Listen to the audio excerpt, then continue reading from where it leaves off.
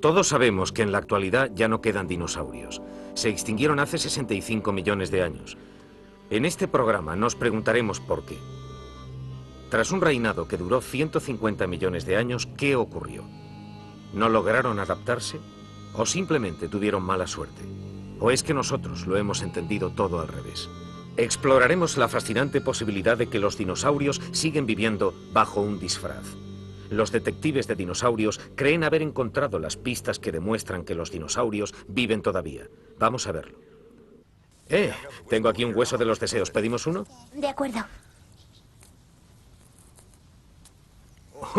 Has ganado. Y ahora, ¿cuál era tu deseo? Siento curiosidad.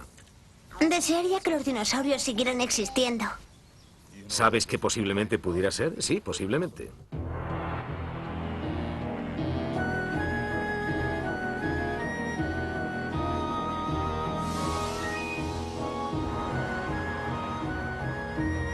Dinosaurios. ¿Sabes, Paul? Siempre he creído que comer pollo era simplemente comer pollo, hasta que supe que algunos detectives de dinosaurios creen que el pollo, como todas las aves en general, son dinosaurios. Es una ocurrencia sorprendente, hasta que piensas en todas las pistas que han reunido hasta ahora. ¿De veras? ¿De veras? ¿Y desde cuándo?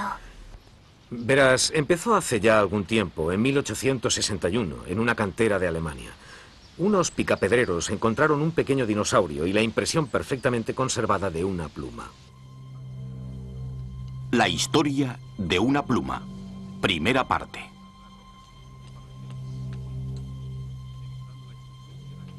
La pluma hallada en el sur de Alemania provocó una gran conmoción. Los cazadores de fósiles y los detectives de dinosaurios del siglo XIX estaban perplejos, porque la pluma no tenía que haber estado allí.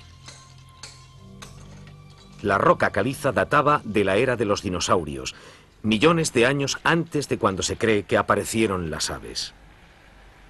Bueno, creo que el hallazgo de esta pluma constituyó un verdadero bombazo. Puede imaginárselo, fue solo 2 años después de que Charles Darwin publicara su libro sobre el origen de las especies, donde enunciaba su teoría de la evolución. Y en 1861 se encontró una sola pluma de ave en estas canteras, en la caliza litográfica de Solnhofen.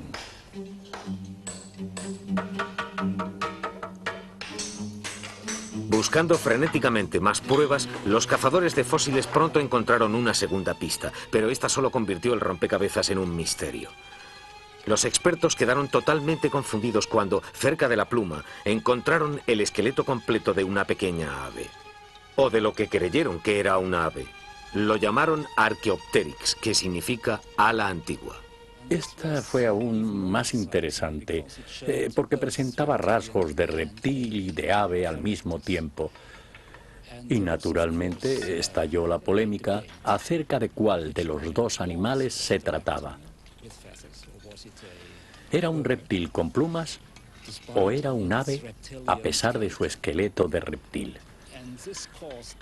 Esto desató grandes discusiones y a veces muy violentas entre distintos científicos, porque resultó que en realidad era un eslabón perdido entre 2 clases de vertebrados, el paso de los reptiles a las aves, y mostraba claramente que tuvo que haberse producido una transición entre ambos, los reptiles que evolucionaban hacia aves.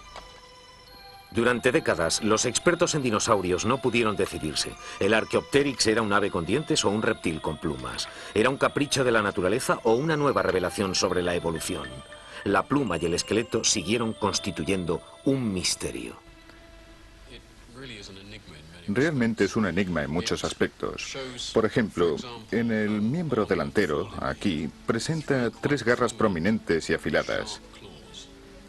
Pero no existen aves con garras en las alas. Si te fijas en la cola, aquí detrás, verás que tiene un espinazo óseo. Estas 2 características son propias de los reptiles. Además, si observas la cabeza del animal, aquí arriba, puedes distinguir en la línea de las mandíbulas estos pequeños dientes puntiagudos. Estas 3 características La larga cola ósea, garras como las de los dinosaurios en las patas delanteras y dientes en las mandíbulas no son propias de las aves. Desde el momento de su descubrimiento y hasta mediados de la década de 1970, el Archaeopteryx ha sido considerado una pieza clave en la evolución de las aves. El problema era identificar con exactitud qué grupo de reptiles era el más próximo al Archaeopteryx y por lo tanto a las aves. En 1973 el problema fue enfocado de un modo original por un detective de dinosaurios moderno, John Ostrom, partiendo de Solnhofen, donde si no, empezó a revisar las pistas. Hay un material fósil precioso en esa caliza litográfica de grano tan fino. Es como tener fotografías de algo que vivió en un paraje con algún tipo de laguna hace 150 millones de años. Constituye un material exquisito. Es un atisbo del pasado. No conozco ningún otro lugar donde haya un material tan maravilloso.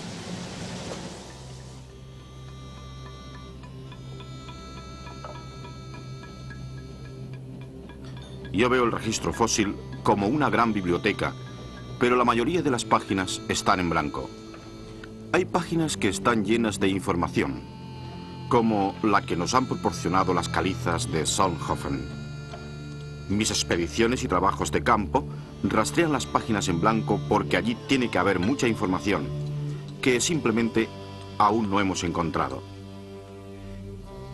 Y he sido muy afortunado al encontrar pruebas en algunas de esas páginas en blanco. La mina de Baviera ha rellenado algunas de esas páginas. La laguna donde se hallaron la pluma y el esqueleto era única, y los restos del Archaeopteryx y otros animales resultan perfectos hasta el último detalle.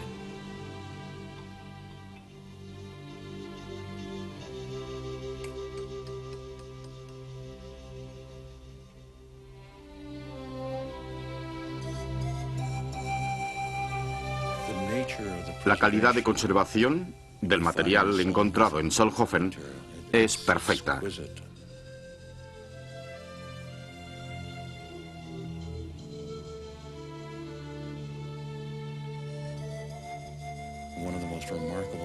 Naturalmente, los hallazgos más destacables son los ejemplares de Archaeopteryx, en especial el de Berlín, que muestra con un detalle magistral las impresiones de la pluma. Es extraordinario, una especie de imagen fotográfica conservada a lo largo de 150 millones de años.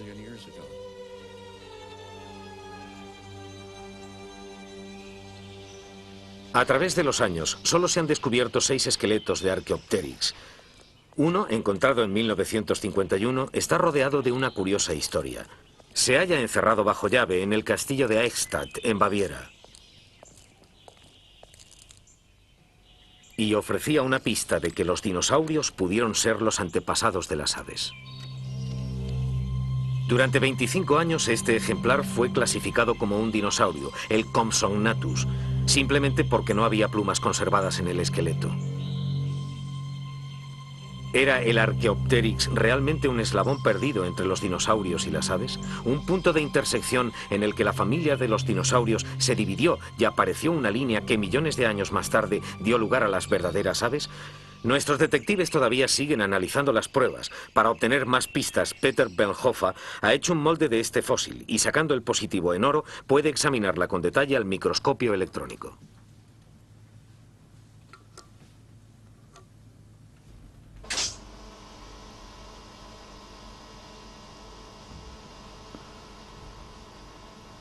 Uno de los rasgos más inesperados del Archaeopteryx es que tiene dientes típicos de reptil. Estoy intentando comparar los dientes del Archaeopteryx con los del Compsognathus. El Compsognathus es un dinosaurio pequeño que se supone estrechamente emparentado con el Archaeopteryx. El pequeño dinosaurio Compsognathus pudiera constituir la clave de la ascendencia del Archaeopteryx. ¿Podrían ser parientes cercanos? Si echas un vistazo a la anatomía de algo como el Compsognathus, esta preciosa maqueta de tamaño natural, y observas la anatomía del animal, como puede verse en este ejemplar tan bien conservado, comparándolo con los restos del esqueleto del Archaeopteryx.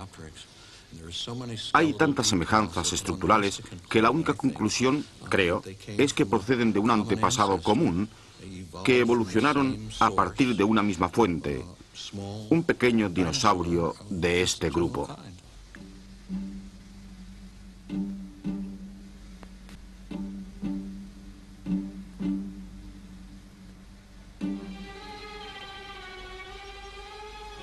Sin estas impresiones de plumas, habría sido realmente imposible saber que era un ave, porque si solo miras el esqueleto de este animal, es típicamente el de un pequeño dinosaurio carnívoro. La naturaleza entre ave y dinosaurio del Archaeopteryx plantea otra pregunta. ¿Podía volar como las aves? La característica principal que distingue al Archaeopteryx de otros dinosaurios es que tenía plumas. Creemos que eran aerodinámicas, pero si te fijas en la pluma de un ave moderna como esta de cisne y la comparas con la pluma de un Archaeopteryx, verás que tiene exactamente la misma estructura, un eje central con barbas que se extienden hacia dos lados. Y lo más importante, el eje no recorre el centro de la pluma, se desplaza ligeramente hacia un lado, y eso significa que la pluma tiene un diseño aerodinámico óptimo. No hay razón para que el Archaeopteryx tuviera plumas y no volaba. No pretendo afirmar que el Archaeopteryx es claramente el ancestro de todas las aves modernas, pero es el ejemplar conocido más cercano a ese linaje. El propio Archaeopteryx quizá fuera un callejón sin salida, pero por otra parte debieron de existir animales bastante parecidos que no eran callejones sin salida, y el tipo de cambios que tuvieron que producirse serían la pérdida de la cola ósea, una reducción aún mayor en el peso, por ejemplo con un cráneo más delgado, la pérdida de los dientes y de todo lo que fuera innecesario, como las garras de los miembros delanteros. Cuando llegamos a las aves fósiles posteriores al Archaeopteryx, todos estos cambios ya se habían producido. Por supuesto, me gusta pensar que es casi una instantánea en el tiempo. El cambio evolutivo en el momento de producirse. ¿La evolución sorprendida infraganti? El Archaeopteryx será efectivamente lo más parecido que encontremos a un eslabón perdido en la evolución. Está muy cerca de la línea que separa lo que es en efecto un verdadero dinosaurio y lo que quizás sea una de las primeras aves conocidas. El Archaeopteryx es lo más cerca que estaremos nunca de observar la evolución en el momento de producirse. Los dinosaurios no se extinguieron realmente. Dejaron su descendencia, que son las aves. Y ciertamente resulta agradable ver a las aves volando y considerarlas dinosaurios.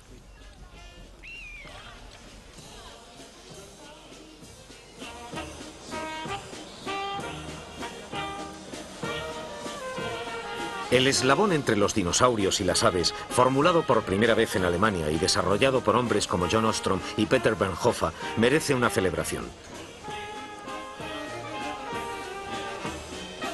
Los detectives de dinosaurios no encuentran eslabones perdidos todos los días, pero mientras ellos brindan, otros investigadores proponen ideas aún más radicales. En América, algunos científicos sugieren ahora que el carnívoro más temible de todos los tiempos, el Tyrannosaurus Rex, está estrechamente emparentado con las aves. Bob, ¿en qué lado te sitúas en la polémica del eslabón ave-dinosaurio?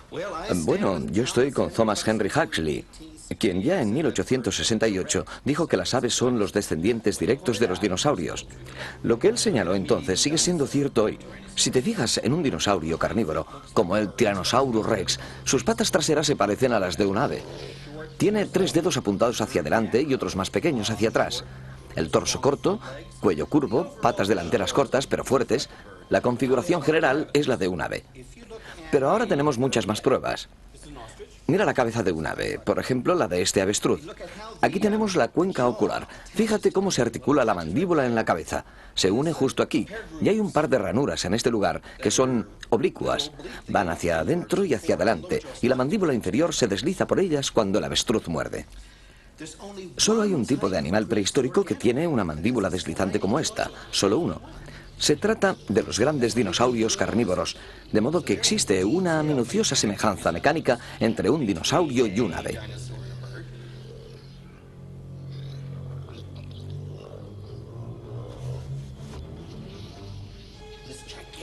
Esta gigantesca mandíbula podía deslizarse hacia adelante y hacia atrás, como lo haría la de un gigantesco avestruz. Pero lo que realmente me encanta es que casi todo el mundo considera que las aves son delicadas y que el Tyrannosaurus Rex era grande y tosco. Eso no es verdad. El Tyrannosaurus Rex tiene un parentesco increíblemente cercano con las aves. Esto es la cabeza de un Tyrannosaurus Rex, gigantesca, mide 1,5 metros de longitud y parece maciza, realmente sólida, pero no lo es, está hueca. Casi todos los huesos del cráneo estaban atravesados por conductos de aireación en conexión con los pulmones, exactamente como el cráneo de una ave, exactamente igual, hasta en los detalles más sutiles del recorrido de los nervios y los vasos sanguíneos y esos conductos de aire. El Tyrannosaurus Rex es una cabeza hueca con un cerebro de pájaro. Si tomamos un avestruz o un pollo, o incluso una paloma, y abrimos el cráneo, veremos que tiene un sistema de conductos igual que este. Tanto si hablamos de semejanza general como de detalles internos de aves o de dinosaurios, resulta que tu periquito es un pariente cercano del Tyrannosaurus Rex. Sí, bien. Están bien las pesquisas para llegar a esta teoría, que a mí me suena muy plausible. Pero para llegar a ella en pleno siglo XIX, ¿qué hay de nuevo? ¿Qué se ha añadido a las pistas existentes que conducen ahora a una conclusión tan clara para ti? Hacia 1870 sabían que algún tipo de dinosaurio era el antepasado directo de las aves. Tenían un ejemplo muy claro. También sabían que probablemente era un dinosaurio carnívoro. Pero no sabían cuál de los numerosos dinosaurios carnívoros estaba más cerca de las aves. Lo que hemos aportado en los últimos años es mucho. Los carnívoros con aire acondicionado, como el Tyrannosaurus o el pequeño Troodon, son los que están muy cerca de las aves. Entonces, en todos estos años que hemos estado hablando de la extinción de los dinosaurios, resulta que estábamos equivocados. Así es. Los dinosaurios no se han extinguido. Puedes pensar en el Tyrannosaurus Rex como en un diabólico correcaminos de más de 3 toneladas de peso. Y si los dinosaurios carnívoros tienen su historia evolutiva, lo mismo ocurre con los herbívoros. En tiempos del Archaeopteryx vivían los dinosaurios gigantes como el Diplodocus y el Brachiosaurus. Estos fueron los primeros animales que se alimentaron de las hojas de árboles altos. Para ello tuvieron que desarrollar un cuello extraordinariamente largo.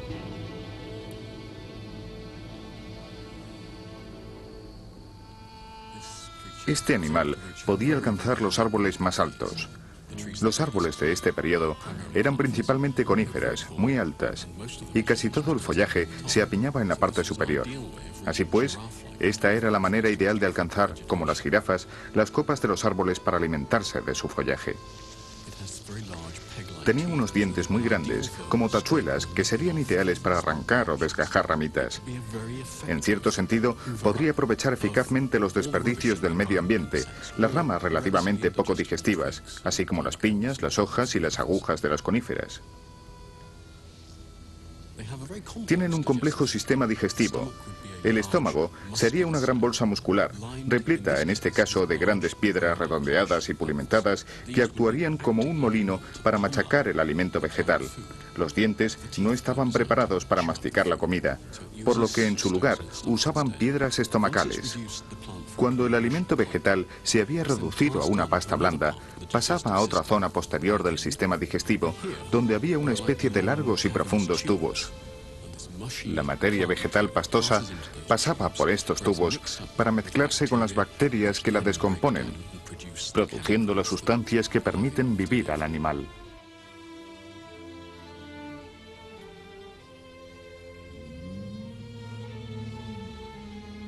Ante estas gigantescas máquinas de comer, las plantas contraatacaron y de su lucha por la supervivencia empezó a surgir un entorno más variado y hermoso.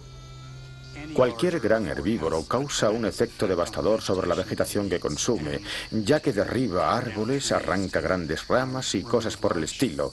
En concreto, su acción afecta a los árboles y también abre claros en el bosque. El comportamiento de los grandes herbívoros era semejante al de los elefantes actuales.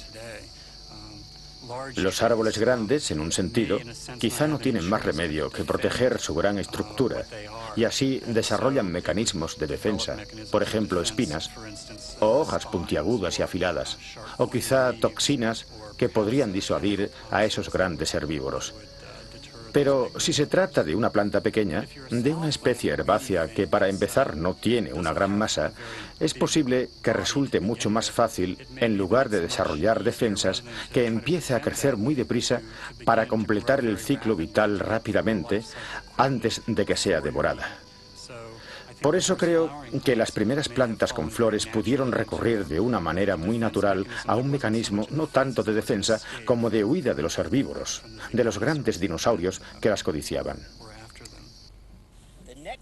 Las siguientes oleadas de grandes herbívoros tenían el cuello corto y comían con la cabeza casi pegada al suelo.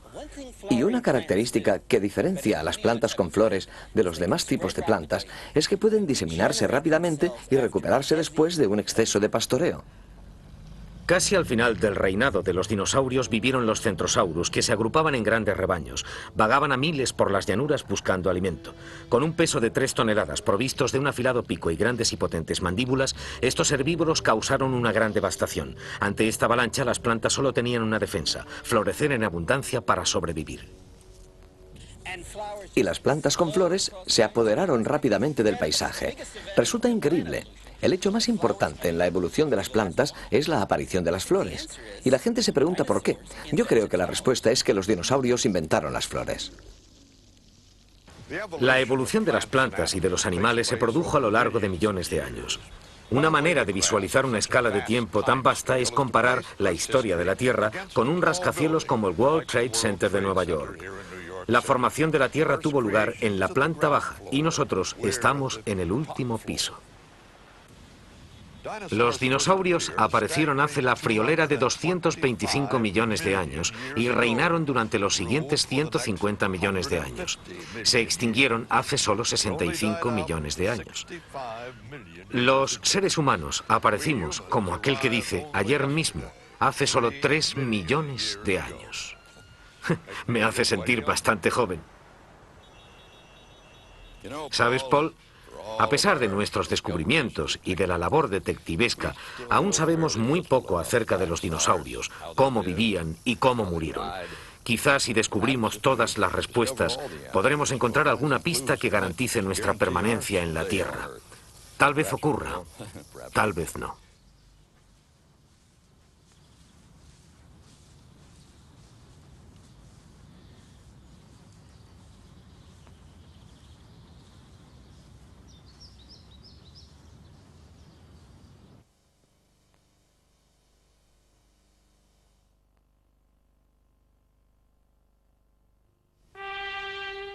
La historia de una pluma, segunda parte.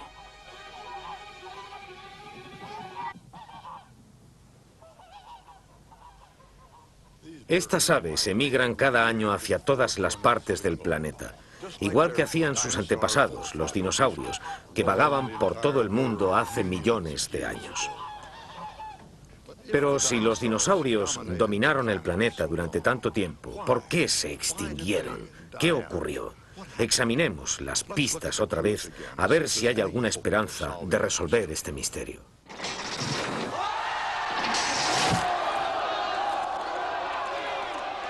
En 1789, durante la Revolución Francesa, la muerte y la extinción estaban a la orden del día.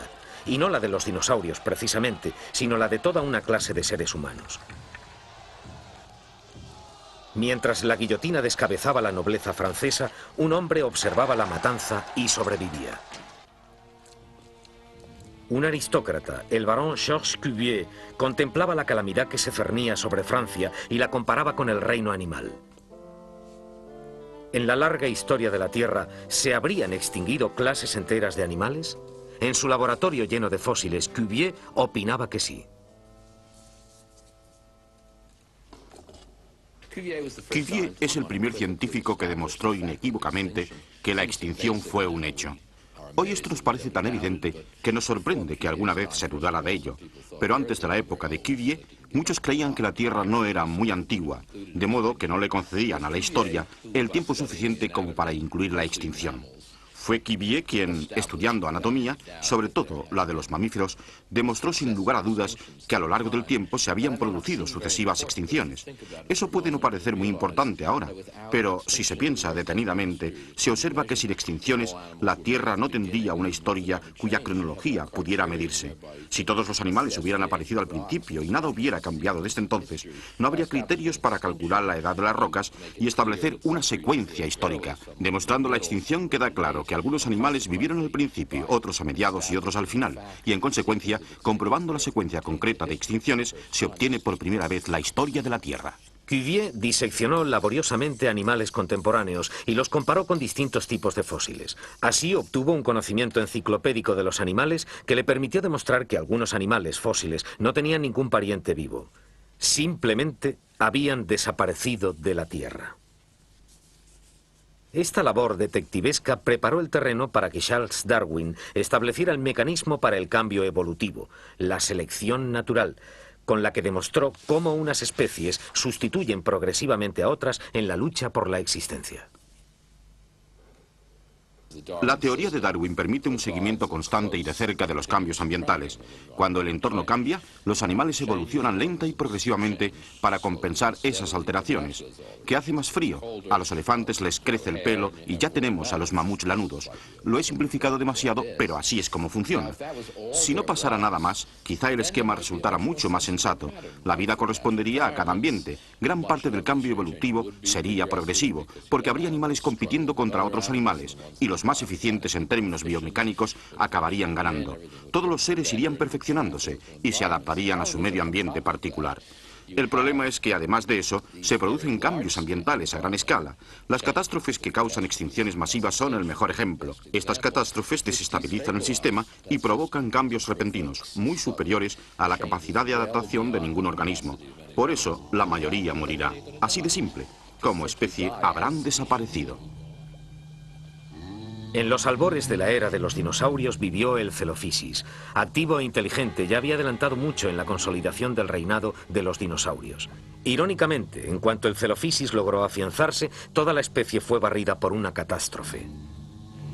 Pero en lugar de acabar con todos ellos, este suceso ofreció a los dinosaurios como grupo la posibilidad de conseguir la supremacía en tierra firme.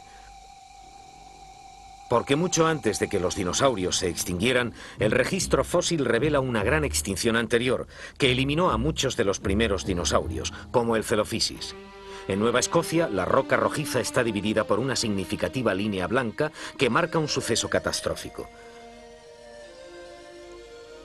Por debajo de la línea se han encontrado Celofisis y otros dinosaurios primitivos.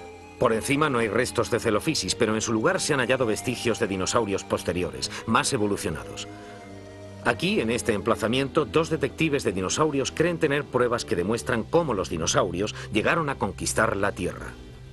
Esta línea blanca constituye una especie de punto de un libro que separa dos grandes capítulos de la evolución de los dinosaurios. Aquí vemos preservada una de las 4 mayores extinciones masivas en la historia de la vida de este planeta. Alrededor del 40% de la vida animal en tierra firme se extinguió. Aquí tenemos una extinción a gran escala. Lo que hay que preguntarse es ¿cuál fue la causa? Existen muchas teorías, pero una de las más fascinantes para nosotros es que esta extinción coincide con uno de los mayores impactos de meteoritos en la historia de la Tierra.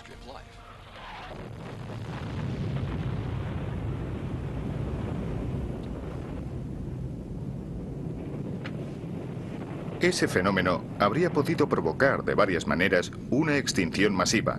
En primer lugar, tenemos una enorme roca de entre 15 y 30 kilómetros de diámetro que choca contra la Tierra a gran velocidad, lo que transmite una gran cantidad de energía a la atmósfera. Y no solo energía, sino también polvo. Y ese polvo que puede eclipsar el Sol, interactuar con los gases de la atmósfera y producir lluvia ácida, provocar cambios de temperatura y cambios en los ciclos de iluminación solar, tiene que afectar a los animales de una manera directa, pero también, y lo más importante, acabará con su alimento. Será una reacción en cascada en la cadena alimentaria. Tras aquella catástrofe, durante los siguientes 10.000 años, una gran cantidad de lava brotó hasta la superficie y cubrió esta región. De hecho, la lava manó desde Nueva Escocia hasta Carolina del Sur, formando una inmensa serie de lagos de lava.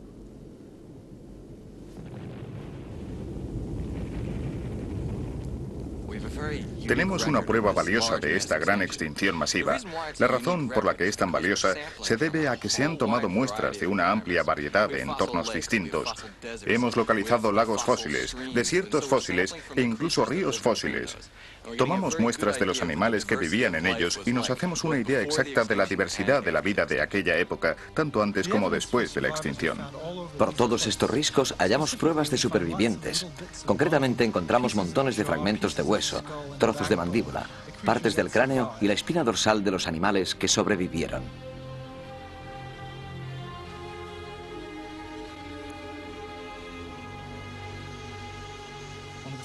Lo primero que localizamos fueron unas pequeñas huellas. Esta pisada pertenece probablemente a un animal parecido a este, un pequeño dinosaurio, no mayor que mi mano. Uno de los supervivientes típicos, un hermoso animal muy grácil, bastante parecido a un ave.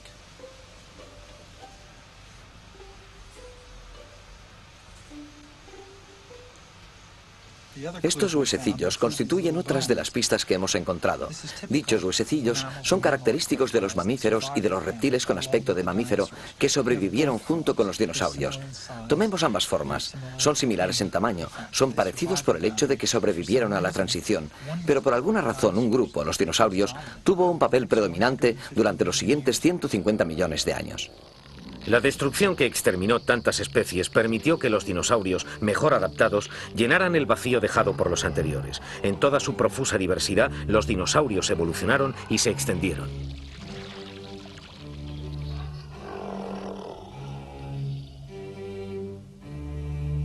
El meteorito choca y produce una amplia y desordenada gama de cambios ambientales que algunos animales consiguen superar, pero la superación de esos cambios se debió a características que se desarrollaron por otros motivos, no porque estos animales previeran que iba a caer el meteorito. En un sentido más profundo, la supervivencia en una extinción masiva es pura casualidad, pero no me refiero a que sea aleatorio en sentido estadístico. Se sobrevive por una razón, pero esa razón no tiene nada que ver con el motivo por el que se desarrollaron esas características al principio. Creo que en el lenguaje corriente eso se incluye en lo que llamamos buena suerte, y yo diría, sí, la mayoría de los seres que sobreviven a una extinción masiva lo hacen por buena suerte. Un factor que pudo haber resultado muy importante en la victoria de los dinosaurios sobre los mamíferos fue su fantástica y variada adaptación a la carrera. Eso es algo que los diferencia, como puede verse en estas dos reconstrucciones. Los dinosaurios están adaptados para la carrera y la potencia. En cambio, los mamíferos están hechos para excavar madrigueras y escabullirse al menor peligro. A partir de estos principios arquitectónicos básicos, resulta fácil alcanzar un gran tamaño. Sin embargo, eso es más difícil a partir de un diseño como el de los mamíferos. El reinado de los dinosaurios fue más largo y fructífero que el de cualquier otra criatura terrestre. Nuestros antepasados, los mamíferos, vivieron a la sombra de los dinosaurios durante aquellos 150 millones de años. Sobrevivieron como pequeños seres parecidos a musarañas que habitaban en escondrijos y grietas del imperio de los dinosaurios. El interrogante estriba no tanto en por qué les iba tan mal a los mamíferos, sino por qué dominaron la Tierra los dinosaurios. La primera gran extinción eliminó la competencia. En la lucha por la supremacía, los dinosaurios disponían de una gran ventaja: fuertes patas rectas. Los grandes Tyrannosaurus y Allosaurus combinaban la potencia con la ligereza para correr y sostener un cuerpo muy pesado. Los dinosaurios realmente grandes y pesados no tenían pretensiones en cuanto a elegancia. Tanto el Centrosaurus como el Brachiosaurus sostenían el enorme peso de su cuerpo sobre sus patas rectas como columnas. En cierto sentido, la evolución parece que iba avanzando paralelamente al registro fósil, cuando de repente cae el gran meteorito y se extingue todo bicho viviente, o al menos un gran porcentaje del total. Luego, el calendario vuelve a ponerse a cero y la evolución se inicia de nuevo, avanza y se desarrolla, y de pronto debe ponerse otra vez a cero a causa de otro suceso como una extinción masiva. Lo intrigante es que estas extinciones pueden ser periódicas. La muerte procedente del espacio exterior no es solo ciencia ficción. En marzo de 1989, la Tierra estuvo a punto de sufrir otra catástrofe planetaria. En esta ocasión no para los dinosaurios, sino para nosotros. En directo en las noticias de la CBS, este boletín especial. Se acaba de confirmar la noticia de que a primeras horas de esta mañana un gran asteroide pasó rozando la Tierra. El doctor Harry Holt, un astrónomo de Arizona, que identificó el asteroide, declaró: ahora estamos fuera de peligro, pero realmente ha pasado muy cerca. ¿Pasó muy cerca? A unas 2 veces la distancia entre la Tierra y la Luna. ¿Eso se considera bastante cerca? Muy cerca, ya que si se hubiera aproximado mucho más, habría sido captado por la atracción gravitatoria de la Tierra. ¿Cuántos daños podría haber provocado ese meteorito de 1989? Muchos. Un objeto de ese tamaño, que se mueve a unos 25 kilómetros por segundo, chocaría contra la Tierra con una fuerza equivalente a entre 10 y 100 veces la producida por la explosión de los arsenales nucleares combinados de Estados Unidos y la Unión Soviética. Es decir, habría sido un impacto catastrófico. En la actualidad ya no cabe ninguna duda de que los dinosaurios se extinguieron hace 65 millones de años. Lo que aún no está claro es por qué. ¿Qué los mató exactamente? Es hoy motivo de la discusión más acalorada entre los detectives de dinosaurios, y existen muchas teorías al respecto. ¿Hubo un cambio de clima? ¿Fueron los dinosaurios demasiado lentos para adaptarse y evolucionar? ¿O, lo más intrigante de todo, ocurrió algo en el espacio exterior?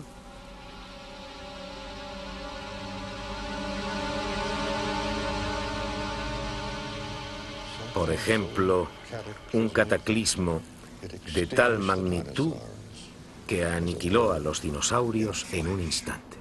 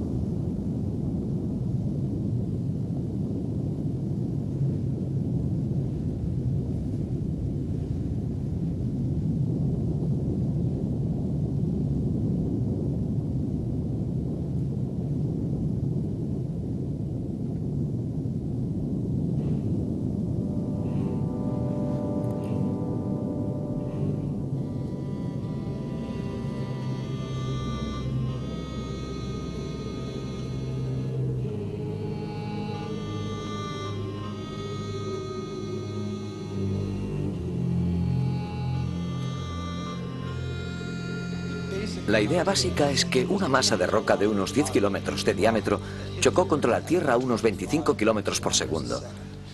La energía del impacto equivaldría a unos 100 millones de megatones. Y eso supone 10.000 veces los arsenales nucleares combinados de Estados Unidos y la Unión Soviética.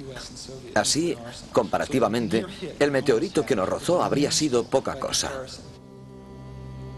Los detectives de dinosaurios no albergan dudas de que un asteroide chocó contra la Tierra hace 65 millones de años. La cuestión es, ¿fue tal la catástrofe que acabó con los dinosaurios de golpe? ¿O el impacto fue solo la última gota, el golpe de gracia que se sumó a otros cambios climáticos y ambientales que ya habían debilitado y reducido el imperio de los dinosaurios? Hasta ahora se siguen examinando las pruebas. El veredicto no está decidido.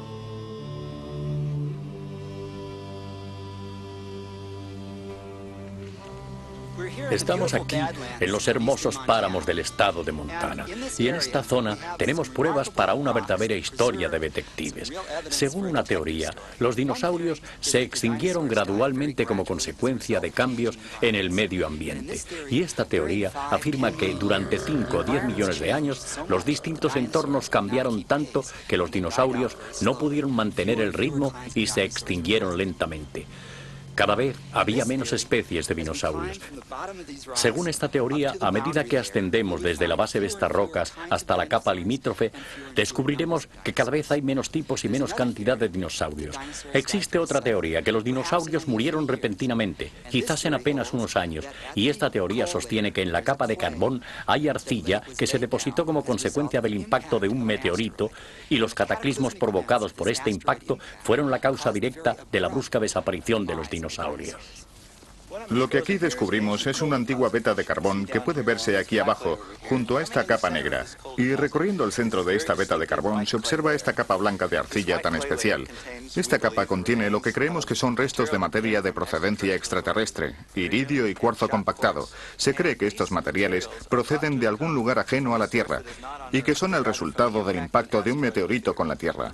Y por eso opinamos que, como nunca encontramos dinosaurios por encima de esta capa de arcilla, pero sí por debajo de ella, en todo el tiempo anterior, pensamos que esta capa de arcilla tiene algo que ver con la desaparición de los dinosaurios.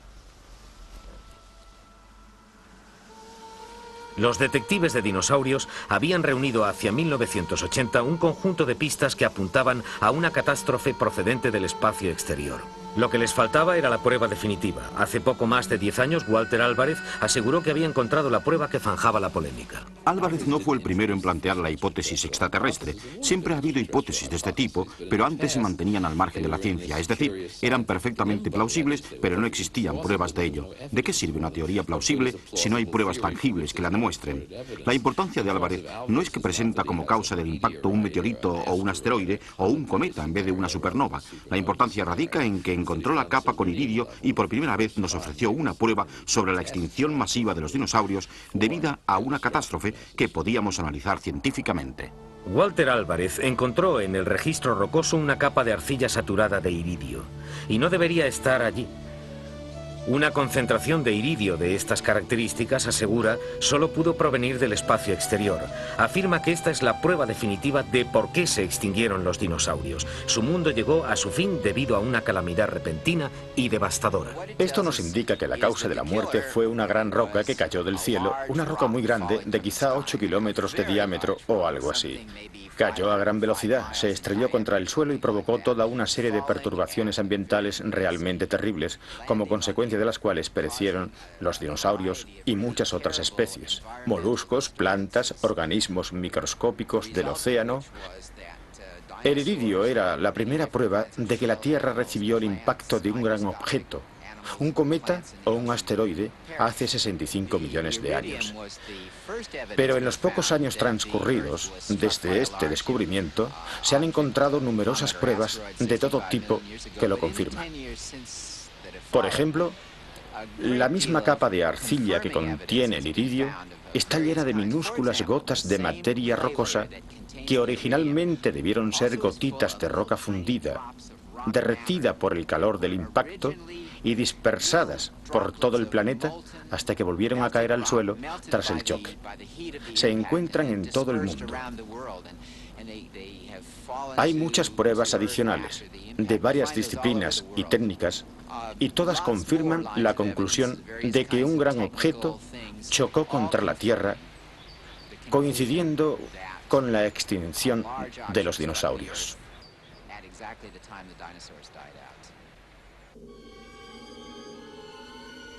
La teoría del impacto repentino no ha convencido a todos los detectives de dinosaurios. Las pistas del registro fósil siguen siendo para algunos demasiado dudosas como para dar por resuelto el caso de la muerte de los dinosaurios. ¿Hay pruebas que relacionan el iridio con la desaparición de los dinosaurios? Pues yo aún no estoy convencido. Ahora, el escenario sugerido es que la tarde de un martes lucía el sol y los dinosaurios estaban más felices que unas pascuas, y el miércoles por la mañana la llanura estaba cubierta de montículos verdosos de carne en descomposición y los mamíferos deambulaban por allí disfrutando de su prosperidad. Pero el problema es que el registro fósil no puede distinguir entre un suceso que ocurrió entre la noche del martes y la mañana del miércoles y otro que tardó 10.000 años en producirse, y hay una diferencia abismal entre ambas cosas.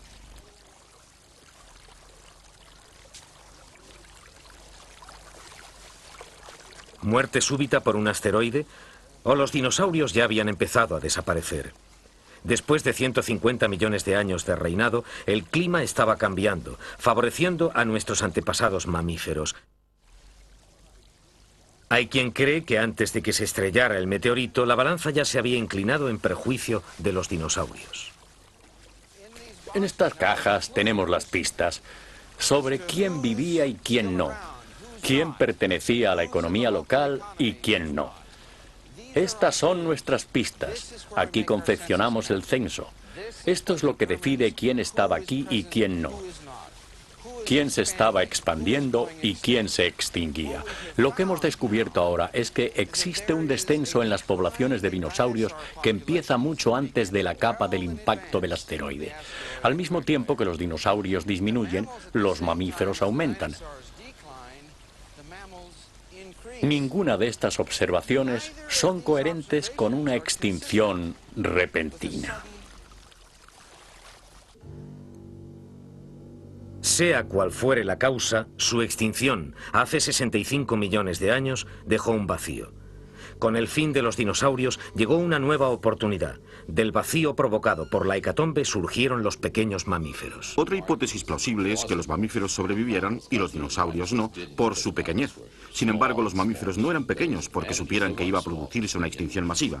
Presumiblemente su pequeño tamaño se debía a razones negativas, porque los dinosaurios dominaban todos los hábitats disponibles para los animales de gran tamaño.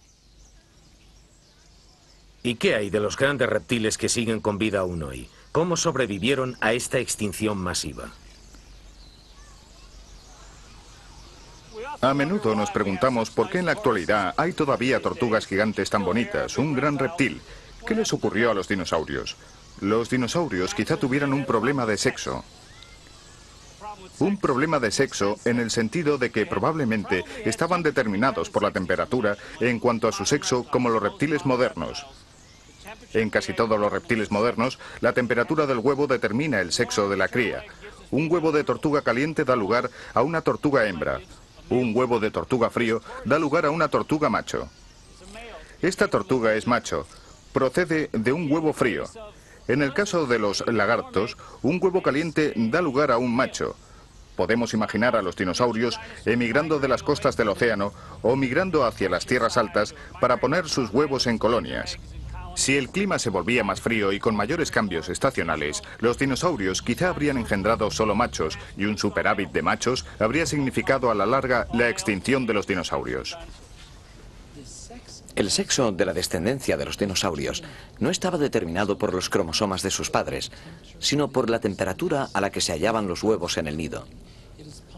Si los huevos se enfriaban, es posible que la proporción de sexos entre las crías variara, de una relación machos-hembras del 50% a otra del 75 contra 25, y luego del 90 contra 10, lo que habría trastornado por completo la estructura de la población, de forma que los últimos dinosaurios vivos sobre la Tierra quizá fueran machos frustrados. Las tortugas, los caimanes y los cocodrilos viven cerca del agua, y la vida en la proximidad del agua, un gran lago, un océano o un gran río, comporta un clima más moderado por el agua, y un clima moderado, con temperaturas benignas para el desarrollo de los huevos, les permitió sobrevivir.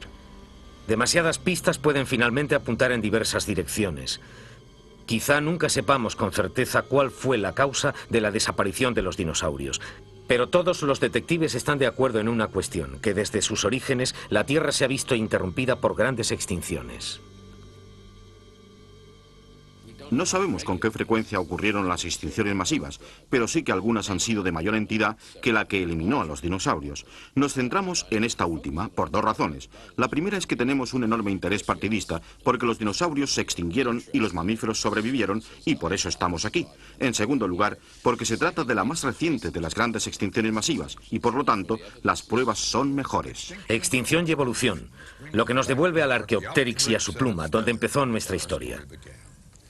Todos los detectives de dinosaurios coinciden en que estudiar las pistas, especialmente si los dinosaurios sobrevivieron como aves, requiere muchísima imaginación. Intentamos visualizar el mundo de hace 200 millones de años, cómo vivían los dinosaurios y cómo pudieron extinguirse. Pero si imaginamos el futuro, si fantaseamos sobre el porvenir, dentro de millones de años, ¿es posible, solamente posible, que la especie de más éxito pudiera reaparecer?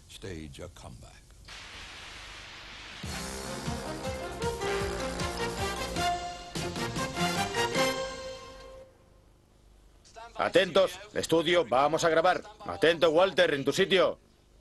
VT, vamos a coordinarnos, por favor. Atento, estudio. Atento, Walter.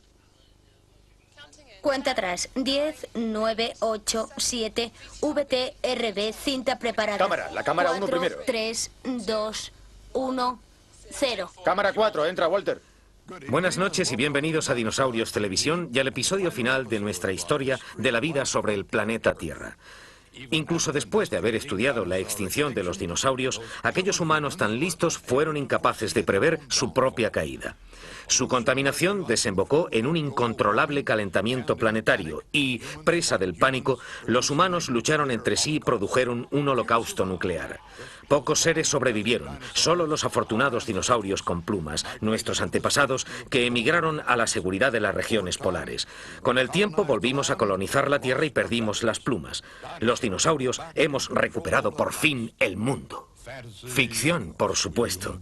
Los humanos seguimos aquí, seguimos al mando. Pero curiosamente, la gente empieza a inquietarse en todo el mundo, porque cuanto más parece que dominamos primero la Tierra y ahora el espacio, más frágil se muestra nuestro planeta.